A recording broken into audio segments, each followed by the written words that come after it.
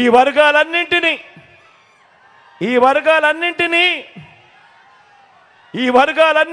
కూడా నువ్వు ఎలా ముంచావు అంటే చెప్పడానికి చంద్రబాబు నాయుడు గారిని ఉద్దేశించి మాట్లాడితే ఈ చంద్రబాబు నాయుడు గారికి ఎందుకు ఇంత కోపం వస్తూ ఉంది అని అంటే, ఎందుకు దత్తపుత్రుడికి ఇంత కోపం వస్తూ ఉంది అని అంటే, ఎందుకు చంద్రబాబు బాజా పతంత్రీలకి ఇంత కోపం వస్తూ ఉంది అని అంటే కారణం ఈ వర్గాలన్నింటినీ, ఈ పేదలను, నా అక్క చెల్లెమ్మలను, సామాజిక వర్గాలను, పిల్లలను, అవ్వ తాతలను, రైతన్నలను, ఈ వర్గాలన్నింటినీ కూడా నువ్వెలా ముంచావంటే చెప్పడానికి బోలెడన్ని ఉదాహరణలన్నీ కూడా కనిపిస్తాయి.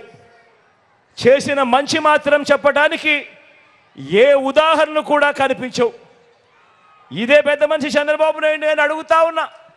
కాబట్టే ప్రజలిచ్చిన అధికారాన్ని ప్రజల కోసం ఏనాడు కూడా ఈ పెద్ద మనిషి చంద్రబాబు నాయుడు గారు ఉపయోగించలేదు. కాబట్టే ఈ 75 ఏళ్ల వయసులో కూడా కుట్రల్ని, కుతంత్రాలని, అబద్ధాలని, మోసాలని, వెన్నుపోట్లని, పొత్తుల్ని నమ్ముకొని ఈరోజు చంద్రబాబు నాయుడు గారు రాజకీయాలు చేయాల్సి వస్తూ ఉంది. కారణం 14 ఏళ్ళు ముఖ్యమంత్రిగా ఉన్నా కూడా ఆయన పేరు చెబితే ఏ పేదవాడికి కూడా ఆయన చేసిన మంచి ఒక్కటంటే ఒక్కటి కూడా గుర్తుకు రాదు. కాబట్టి ఈ పెద్ద మనిషి చంద్రబాబు నాయుడు గారు తన బ్రతుకంతా కూడా, తన జీవితం అంతా కూడా ఈ మాదిరిగా మోసాలు, అబద్ధాలు, కుట్రలు, వెన్నుపోట్లతో, పొత్తులతో రాజకీయాలు చేస్తూ ఉన్నాడు.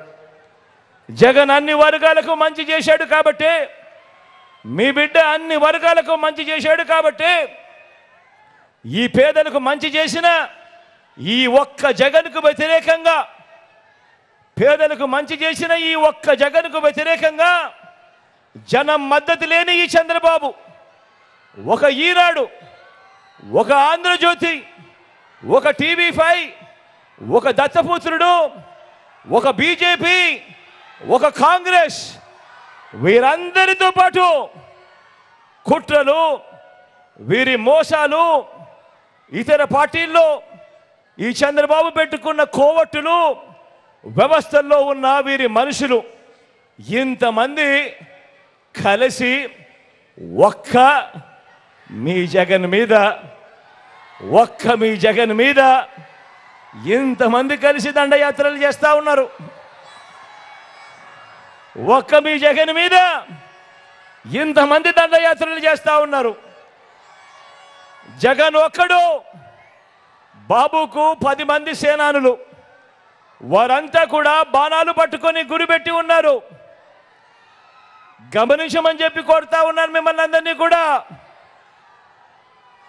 వారి బాణాలు తగిలేది ఎవరికి అని, వారి బాణాలు తగిలేది జగన్కా లేక జగన్ పేదలకు ఇచ్చే పథకాలకా అని చెప్పి ఆలోచన చేయమని చెప్పి అందరినీ కూడా కోరుతా ఉన్నా.